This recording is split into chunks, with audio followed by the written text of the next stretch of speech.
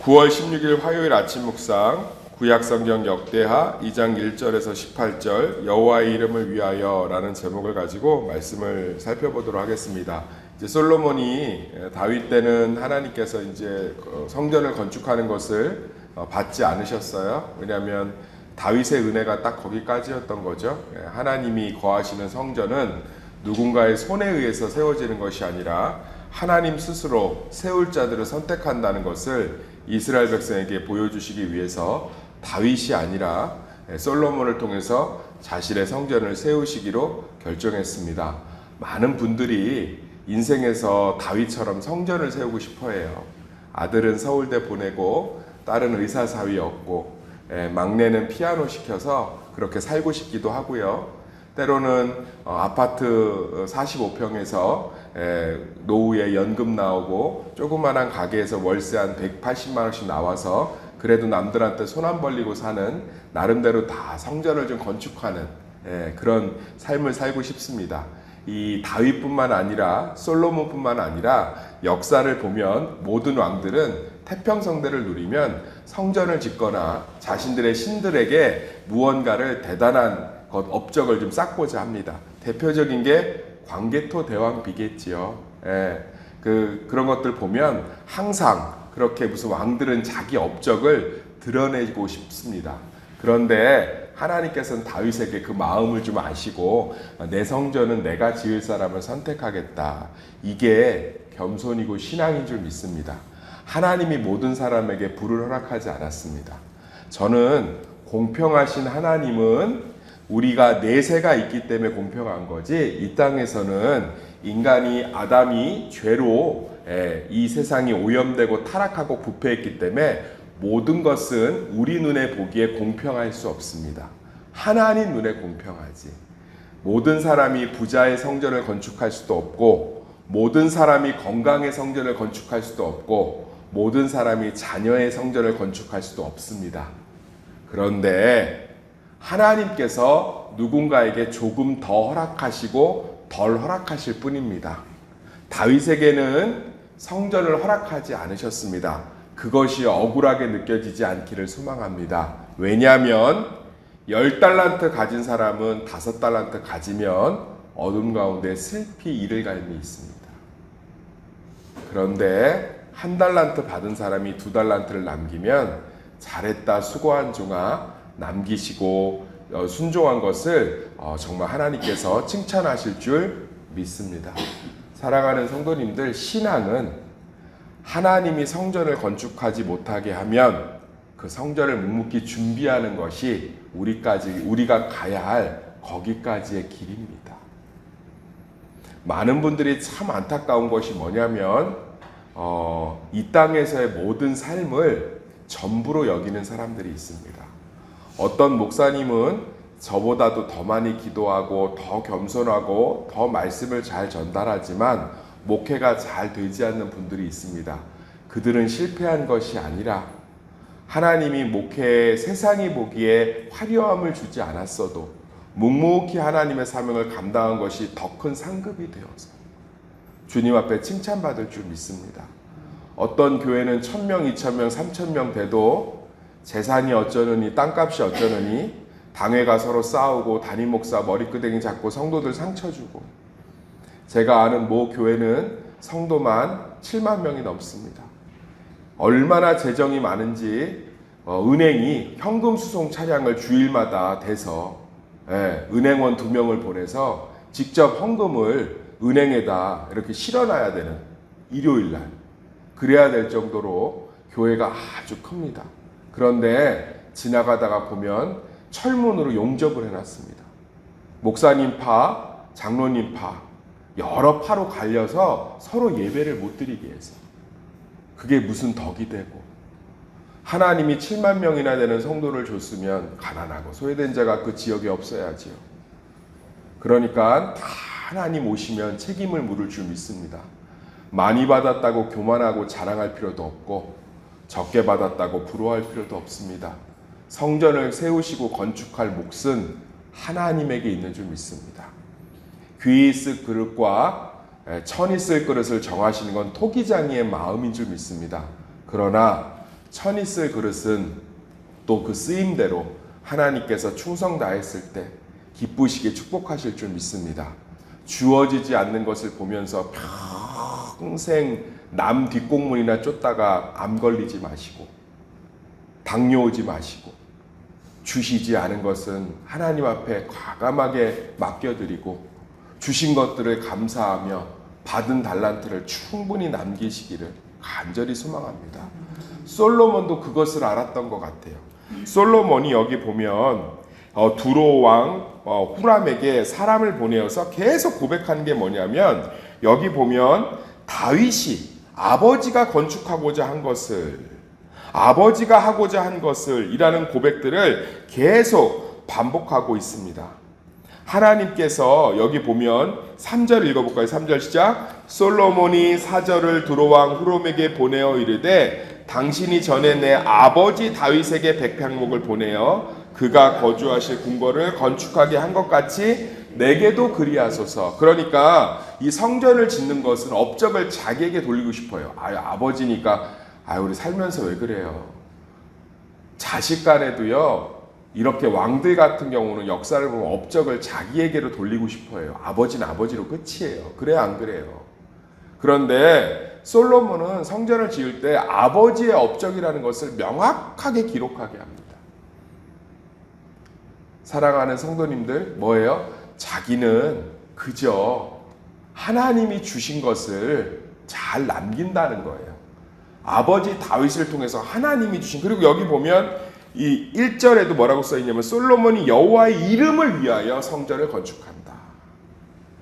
그러니까 솔로몬은 정체성이 분명한 거예요. 내 이름을 위한 것도 아니고 내가 짓는 것도 아니고 하나님이 내게 허락하신 것을 만백성을 위하여, 이방을 위하여 내가 한다는 거예요. 사랑하는 성도님들, 우리 삶에 주신 것들 나 위에 쓰라고, 나 위에 살라고 주신 것들이 아닙니다. 하나님을 위해서, 사람을 위해서, 세상을 위해서 주신 것들인 줄 믿습니다. 그런데 많은 분들이 자신의 성전을 건축하는 것에만 몰입해요. 그리고 남들의 성전만 부러워하고, 그런데 솔로몬은 지가 성전을 건축하는데도 더 낮아집니다. 사랑하는 성도님들, 하나님이 주실 때는 사실은 두려워해야 돼요. 나는 저 권사보다 저 집사보다 이런 면 좀 나은 것 같아. 웃기는 소리 하지 마세요. 하나님 오시면 묻습니다. 너는 그래서 그걸 좀 더 줬는데 뭐 했니? 네 달란트 좀 보자. 저는요 잃어버릴까봐 땅에다 묻어놨어요. 이 게으르고 악한 종아.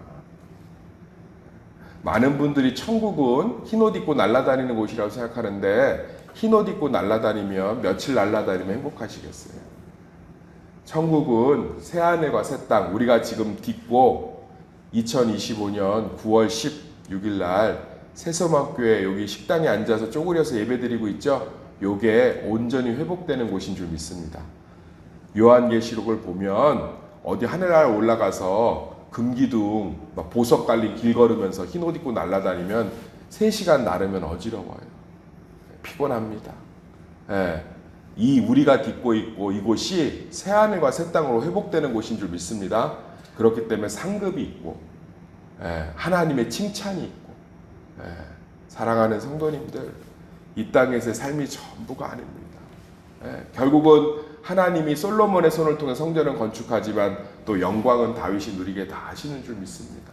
하나님이 세우신 성전 감사하면서 많이 받은 자들은 고개를 푹 숙이고, 적게 받은 자들은 이 주신 것들을 어떻게든 더 남기려고 애를 쓰셔서 정말로 주님 오실 때 칭찬받는 성도들 되시기를 예수의 이름으로 축원합니다.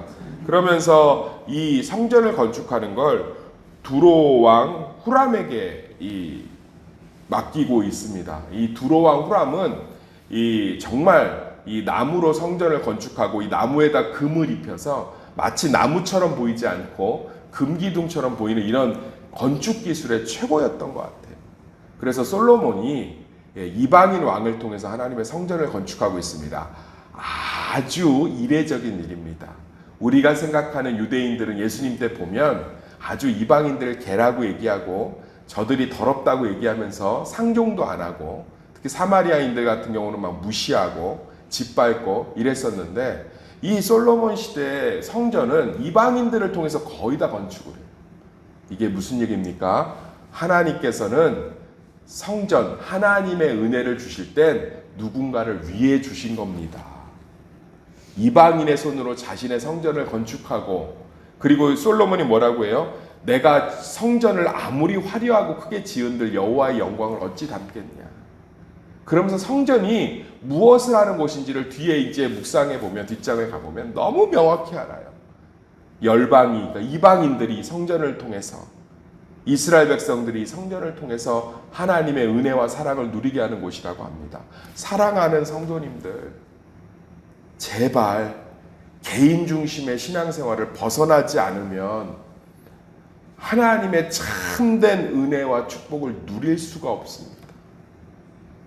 우리 교회는 기본 신앙은 탄탄하지만 개인 신앙이 온전히 집중되어 있는 교회입니다. 내가 열심히 기도하고, 내가 열심히 교회 섬겨서, 내가 열심히 자식들 복받게 하고, 내가 열심히 하나님 앞에 축복받는, 그것은 신앙이 아닙니다. 종교라고 합니다. 예수님은 많은 이방인들과 죄인들을 위해 자기 피를 흘려주신 줄 믿습니다. 그래서 성전도 여러 계층과 여러 민족이 함께 지었습니다. 그 엄격한 구약의 제사에서도 이방인의 뜰을 만들어서, 따라합시다. 이방인의 뜰.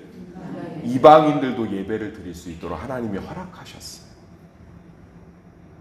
저는 열심히 기도하고 교회 섬겨서 복도 받지만 하나님이 기뻐하시는 곳에 우리가 서 있을 때 더 큰 축복을 누리는 줄 믿습니다.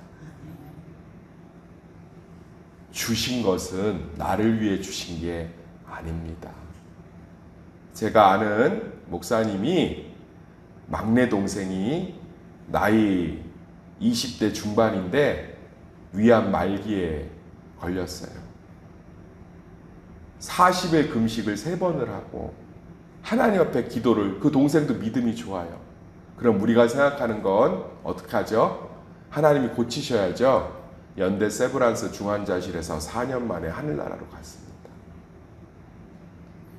이 목사님이 너무너무 좌절돼서 하나님께 묻는 거예요.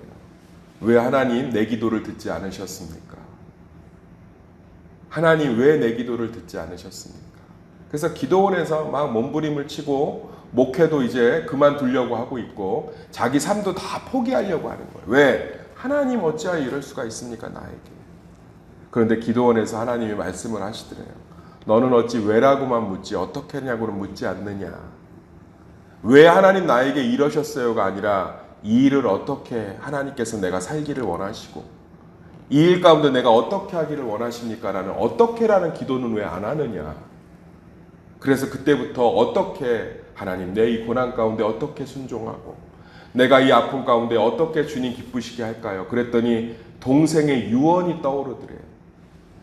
동생의 유언이 그 중환자실에서 마지막으로 만났는데 동생이 그러더래요. 손을 잡고 형 나는 하나님 곁으로 가지만 형이 내가 기도한 게 있어. 하나님 내 암을 고쳐주시면 내가 평생의 주님 선교사로 살겠습니다.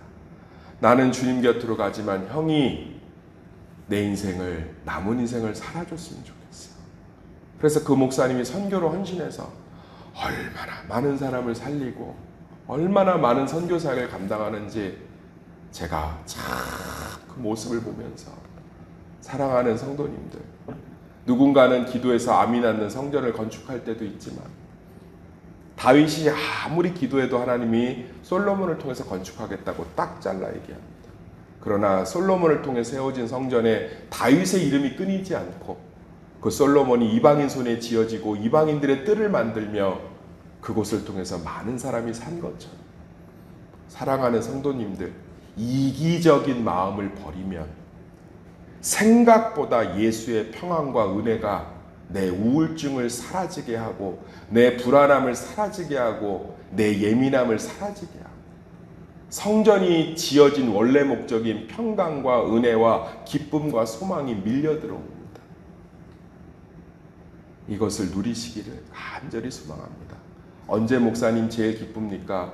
환우들 신방하고 돌아올 때가 제일 기쁩니다.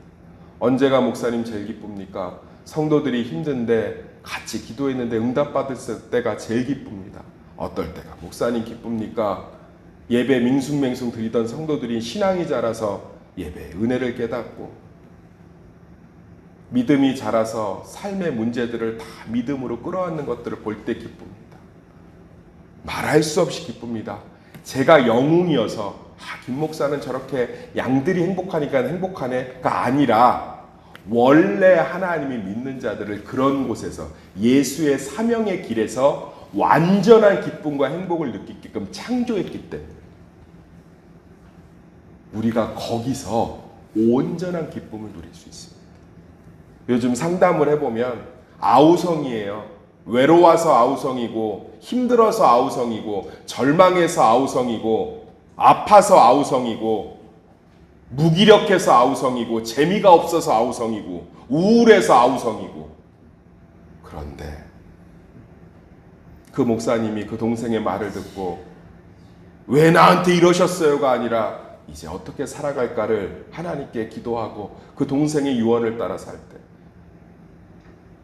동생의 그 아픔이 죽음이 자기에게 끝이 아니라 새로운 시작이 돼요.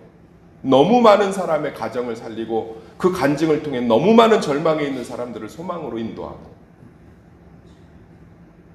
사랑하는 성도님들 그만 이기적이셨으면 좋겠습니다. 끊임없이 흘려보내고 끊임없이 섬기고 끊임없이 예수님이 기뻐하는 자리에 있을 때 하늘이 주시는 진짜 은혜를 예수님이 주시는 진짜 동행함을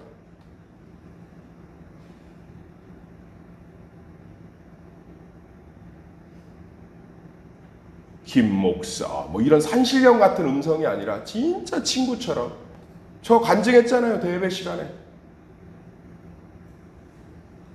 환우신방을 하고 너무너무 지쳐서 본당 앞자리에서 널브러져 기도하는데 하나님이 옆에 오셔서 고맙다. 고맙다. 일상이에요. 뭔 기적이 그렇게 막 정성을 들여야 경험하고 예수님 뭐라고 했어요?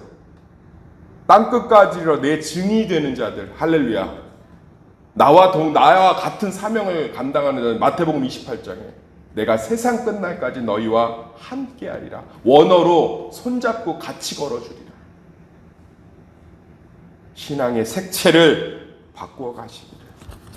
그래서 진짜 뭔가 끼워 맞춰야 이거 하나님의 역사야 라고 하는 만큼 해석이 아니라 진짜 살아계신 하나님을 날마다 경험하는 우리 새소망교회와 새벽성도들 되시기를 간절히 축원합니다.